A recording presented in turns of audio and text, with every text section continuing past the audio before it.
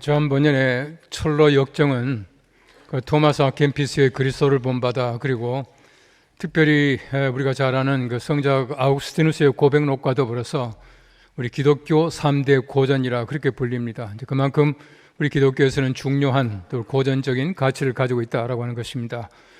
특별히 우리 연동교회 교인들이 철로 역정을 잘 아는 것은 우리 개인 목사님께서 영어로 된 철로 역정을 한국말로 번역한 우리 한국의 최초의 번역 소설이다라고 하는 것을 우리 잘 알고 있습니다. 특별히 철로 역정을 통해서 우리 목사님께서 오랫동안 여러 주일 동안 이 설교를 하셨는데, 오늘은 특별히 제가 야구를 통한 철로 역정을 다시 한번 풀어드리면서 우리 위임 목사님의 구원 투수로 등판하려고 오늘 왔습니다. 최근에 와서 여러 가지 많은 그 인간에 대한 얘기를 합니다만은 우리 인간의 어떤 사고와 또 인간을 분류하는 여러 가지 많은 재미있는 말들이 많이 있습니다. 여러분 잘 아시는 대로 그 호모 사피엔스라고 하는 말은 사고하는, 생각하는 인간이란 뜻이고, 또 우리가 손을 가지고 뭐를 만드는, 도구를 만드는 인간, 호모 파베르라고 하는 말도 하고, 또 우리 사람들이 직립보행, 꼿꼿이 서서 걷는다고 해서 그 호모 에렉투스, 그리고 우리가 도구를 만든다는 것 외에 손을 사용한다는 뜻으로서 호모 하빌리스, 뭐 이런 말들을 하고, 최근에 와서는 그 디지털 공간에서 서로 대화하는, 얘기하는 인간이란 뜻에서 호모 나렌스라고 하는 말도 합니다.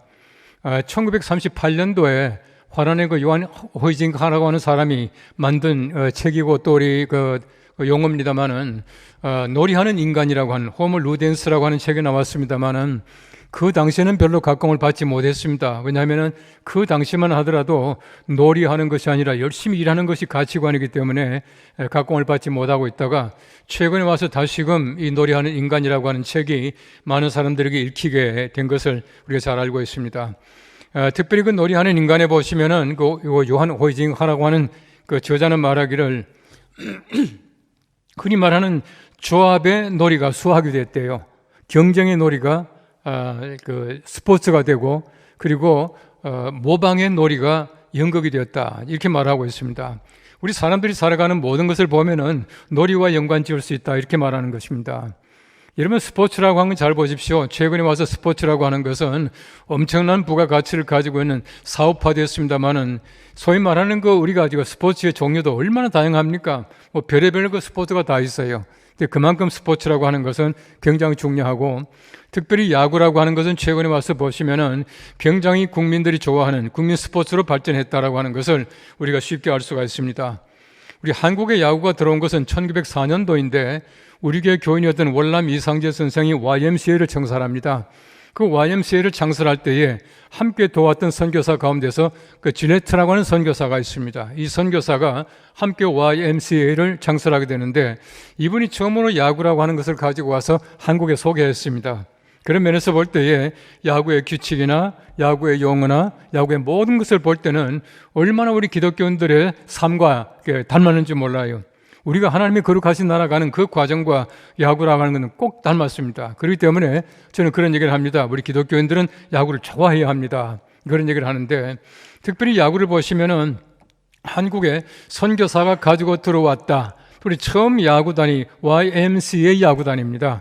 이제 그만큼 기독교와는 밀접한 관계를 가지고 있는 스포츠가 야구다라고 하는 것입니다. 야구는 몇 명이 합니까? 흔히 많은 사람들에게 야구를 몇 명이 합니까 하면 9사람 그렇게 말하는데 아니거든요. 여러분 잘 아시는 대로 축구는 11대 11, 22명이 하고, 농구는 5대5, 10명이 하고, 또 우리 핸드볼은 7대 7, 14사람이 하고, 이렇게 합니다. 그런데 참 묘하게도 야구라고 하는 것은 9대 1로 합니다. 9사람이 하는 것 같지만은 공격은 한 사람이 합니다. 9사람이 경기한다고 해서 9사람이 꽃까지 방망이 들고 나오는 거 아니잖아요. 방망이 들고 나오는 사람은 한 사람이에요. 그렇기 때문에 야구라고 하는 것은 9명이 하면서도 한 사람이 하는 9대 1인 동시에 집단적인 게임이고, 동시에 또 개인적인 게임이다라고 하는 것입니다. 모든 경기가 다 마찬가지입니다만은 소위 말하는 단체 정신이 굉장히 중요하거든요. 그런데 보십시오. 제가 볼 때는 9대 1이라고 하는 이것이야말로 우리 기독교인들의 삶이에요. 우리가 하나님의 거룩하신 나라로 갑니다. 갈 때에 나 혼자만 열심히 가는 게 아니에요. 교회가 얼마나 중요합니까? 교회라고 하는 공동체, 이것이 함께 하나님의 나라로 가지만은 또 우리가 그 속에서 내가 연동교회 때문에 구원받는 것이 아니라 나와 하나님과의 일대일의 관계 속에서 내가 구원받는 것이에요. 그런 면에서 볼 때에 신앙의 삶이라고 하는 것은 단체 경기인 동시에 개인 경기예요. 그렇기 때문에 야구라고 하는 것은 기독교인들의 삶과 어쩜 그렇게 닮았는지 모르겠다라고 하는 것입니다. 우리가 원하는 것이 무엇이겠습니까? 우리가 하나님의 거룩하신 나라 들어가는 과정에 있는데 아무쪼록 우리가 이 교회라고 하는 소위 말하는 단체 경기, 그리고 내가 예수 그리스도의 관계 속에서 구원의 경험을 가지고 있다라고 하는 개인 경기, 이 두 경기를 잘 하고 하나님의 거룩하신 나라로 열심히 달려갈 수 있게 되기를 바랍니다. 교회가 굉장히 중요해요. 그래서 가톨릭 교회에서는 교회 밖에는 구원이 없다라고 말할 만큼 그거는 중요한, 우리 어떤 그 순례의 길 가운데서 중요한 것이다라고 하는 것입니다. 우리가 먼저 첫째는 홈에서 출발하여 홈으로 들어가는 것이 야구 경기이고 우리의 철로 역정입니다. 여러분 잘 보시면 국이라고 하는 것은 공이 들어가요. 골대 안에 축구는 공이 들어가요. 핸드볼 마찬가지입니다. 농구라고 하는 것은 링 안에 농구 공이 들어가요. 여러분 골프 잘 아시겠지만 공이 홀컵 안에 들어갑니다. 다시 말하면 공이 들어가야 점수가 납니다. 그런데 야구라고 하는 것은 공이 아무리 들어가도 필요 없어요. 공이 얼마나 많이 들어갑니까? 투수가 던질 때마다 들어가는데 사람이 들어가야 점수가 나요. 사람이 들어가는 경기가 야구입니다. 바꾸고 말하면 야구라고 하는 것은 그 네모를 한 바퀴 돌고 다시 홈에 들어가는 것이에요. 사람이 들어가는 겁니다. 공이 들어가는 것이 아니라 사람이 홈에 들어가는 경기가 야구입니다. 그런 면에서 볼 때에 야구라고 하는 것은 우리가 하나님의 거룩하신 나라 향해서 나아가는 바로 그 걸음과 똑같이 닮았다라고 하는 것을 알 수가 있다고 하는 것입니다. 여러분 성경 말씀 전체를 보십시오. 성경 말씀 전체를 보시면 제가 보니까 성경 자체가 철로 역정이에요. 창세기 1장 1절 태초에라고 말하고 있습니다. 태초에가 뭡니까? 철로 역정의 출발 신호예요. 빵 하고 출발 신호하는 겁니다. 요한계시록 22장 마지막에 보십시오. 우리가 하나님의 거룩하신 나라 들어가는데 하나님의 나라가 어떻게 생겼느냐 그 얘기를 하고 있어요. 다시 말하면 창세기 1장 1절에서 출발합니다. 요한계시록 22장에서 끝나요. 이 모든 것 전부 다가 철로 역정의 얘기입니다. 그 모든 과정을 가는 것을 얘기하고 있다는 겁니다. 조금 관점을 달리해서 성경 말씀을 보시면은 성경 말씀은 철저하게 세계화 얘기예요. 여러분 특별히 우리가 흔히 말하는 아브라함에게 하나님께서 말씀하신 그 내용을 보십시오. 하나님께서 창세기 12장 1절 말씀에는 아브라함에게 말합니다. 여호와께서 아브라함에게 이르시되 너는 너의 고향과 친척과 아버지 집을 떠나서 내가 네게 보여줄 땅으로 가라. 그렇게 말씀을 하셔요. 이 말이 무슨 말입니까? 하나님께서는 고향에서 머물지 말고 떠나가라는 얘기예요. 세계화 시키십니다. 아브라함이 떠나갔죠. 이삭이 떠나갔죠. 야곱도 떠나갔죠. 요셉도 떠나갔죠. 우리가 말하는 족장이라고 하는 사람은 전부 멀리 떠나갔습니다. 떠나간 것으로 끝났습니까? 아니거든요.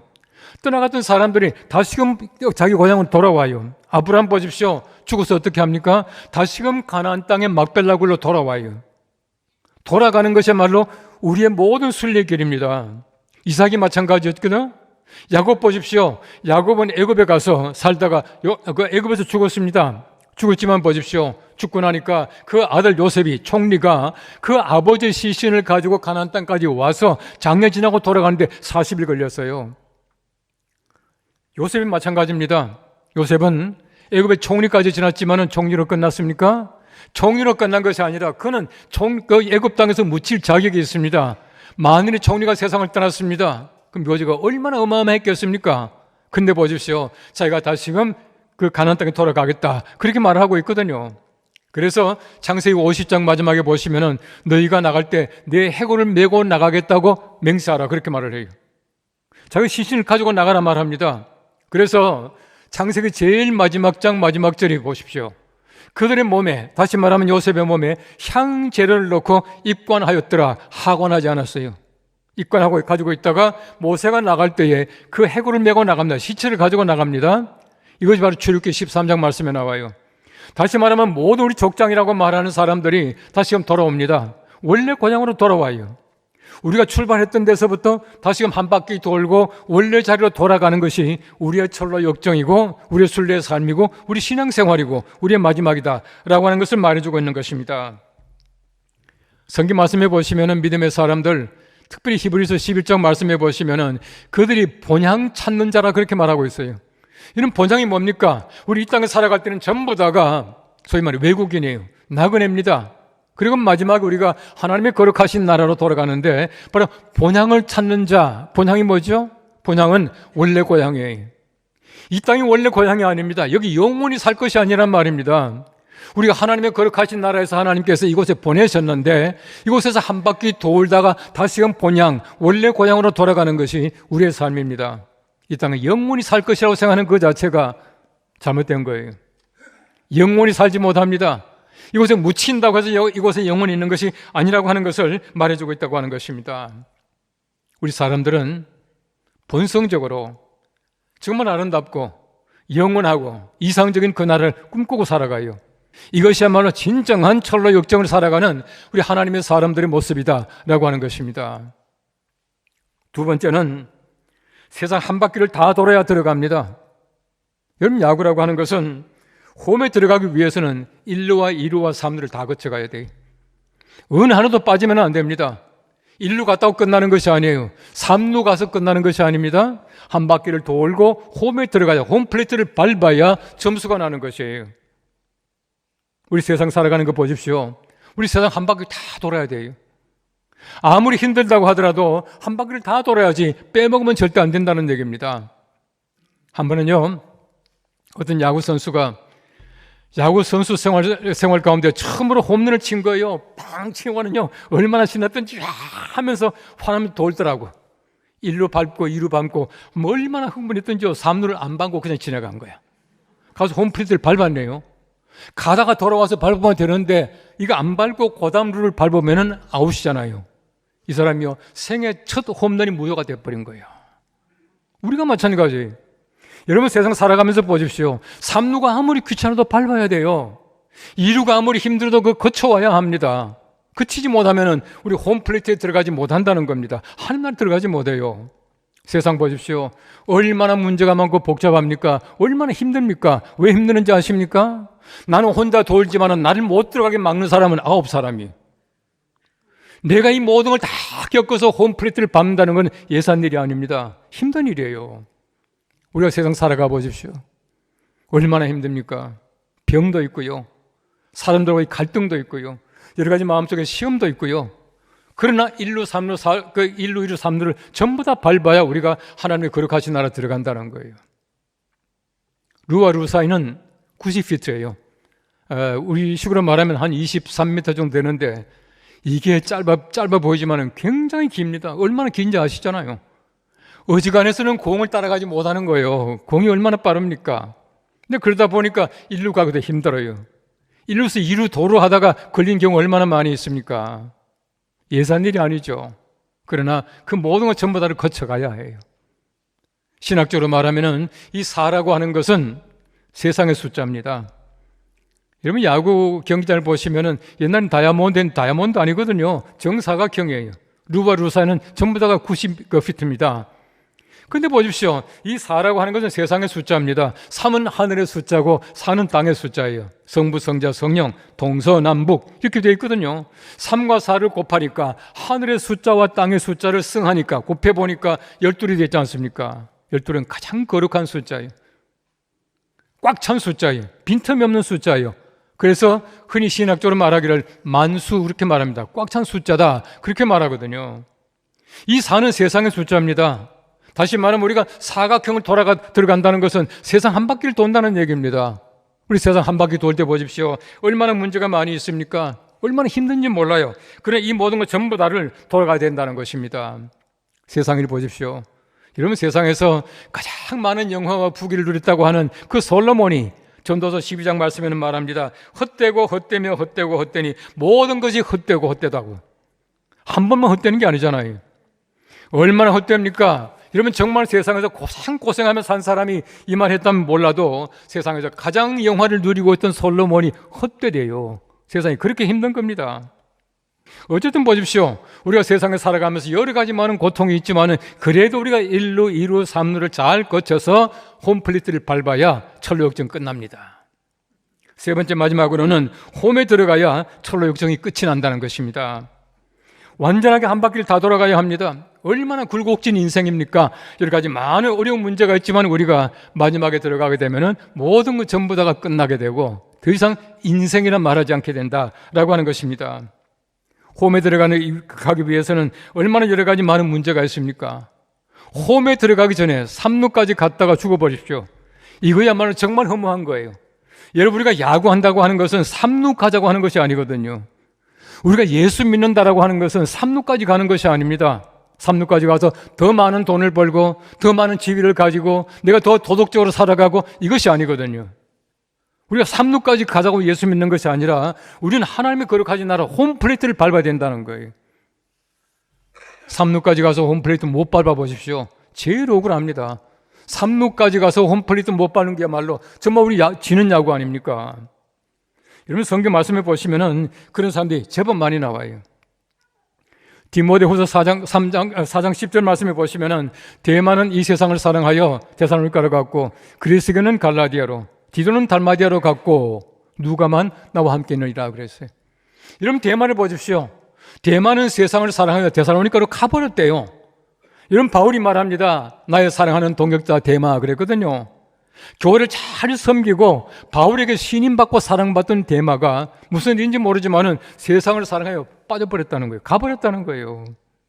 제가 볼 때는 삼루까지 갔다가 홈플레이트를 못 밟은 사람이 데마예요.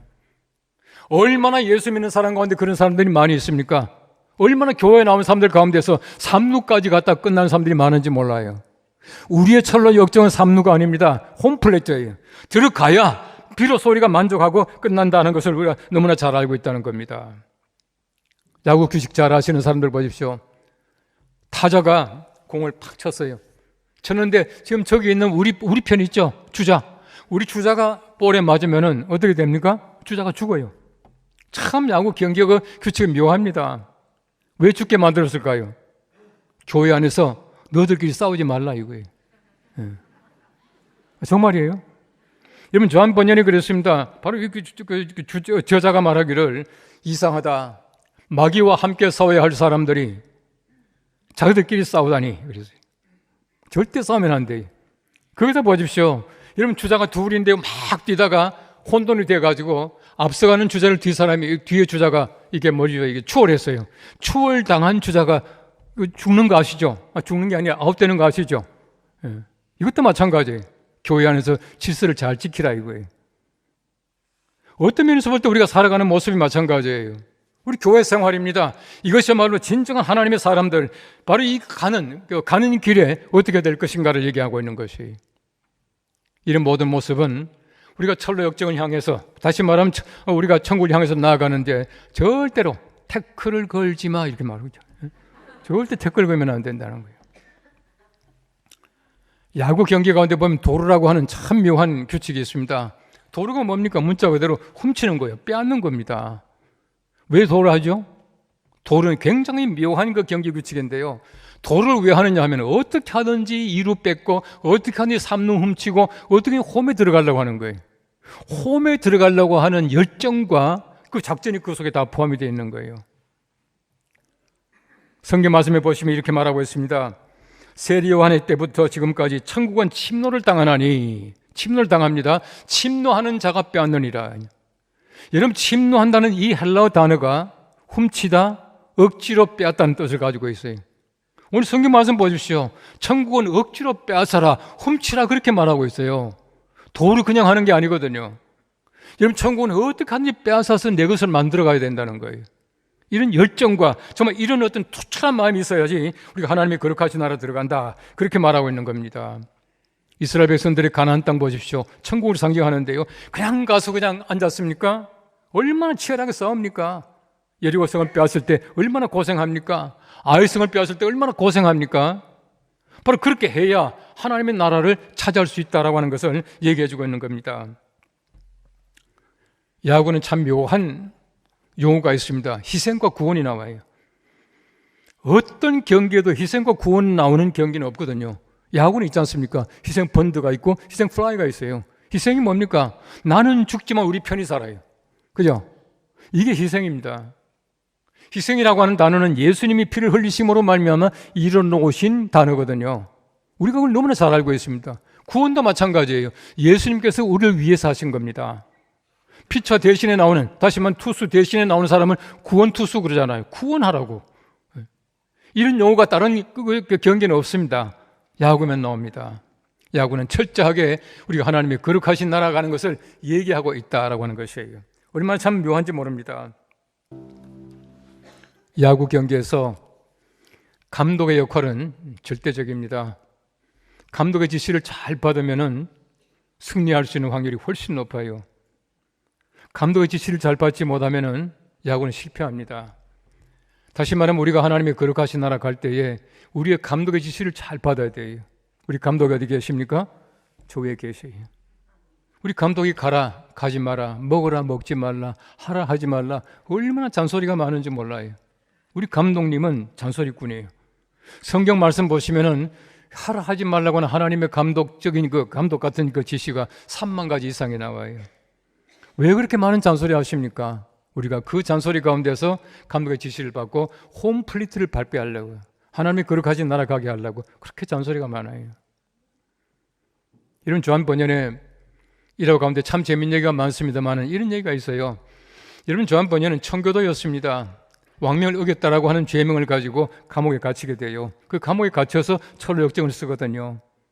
그 생활이 얼마나 고매합니까? 얼마나 아름답습니까? 죄수가 아무리 봐도 감옥에 들어올 뿐이 아니거든요. 한 분은 간수가 와서 그렇게 말했습니다. 제가 보니까 목사님이 무슨 죄가 있겠습니까? 목사님, 억울하게 지금 감옥에 와 계시는데 얼마나 그 가족이 보고 싶겠습니까? 제가 눈 감아 드릴 테니까 잠시 가서 가족 보고 오십시오. 아니, 잠번에 목사님이 너무 좋게 생각해서 감옥을 나왔대요.